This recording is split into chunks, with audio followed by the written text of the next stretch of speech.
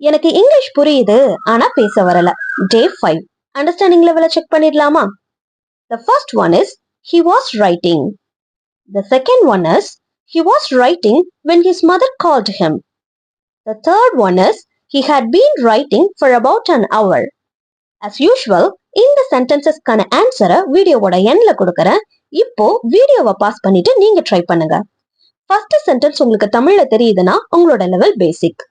Second சென்டென்ஸ்க்கான meaning தமிழ்ல உங்களுக்கு புரியுதுன்னா உங்க அண்டர்ஸ்டாண்டிங் லெவல் மீடியம். தேர்ட் சென்டென்ஸ்க்கான மீனிங் கிளியரா தெரியுதுன்னா உங்க understanding level is advanced. So the answers are he was writing. அவன் எழுதிக்கிட்டே இருந்தான். He was writing when his mother called him. அவனோட அம்மா கூப்பிட்டப்போ அவன் எழுதிக்கிட்டு இருந்தான். He had been writing for about an hour. அவன் கிட்டத்தட்ட 1 மணி நேரமா எழுதிக்கிட்டு இருந்தான். மோஸ்ட்லி கரெக்டா கெஸ் பண்ணிருப்பீங்கன்னு நினைக்கிறேன். சோ இந்த வீடியோ யூஸ்ஃபுல்லா இருந்துச்சுன்னா லைக் பண்ணிட்டு இந்த பிராக்டிஸ் யாருக்கு தேவைப்படும்னு நினைக்கிறீங்களோ அவங்களுக்கு ஷேர் பண்ணி பிராக்டிஸ் பண்ண சொல்லுங்க. நெக்ஸ்ட் வீடியோல பார்க்கலாம்.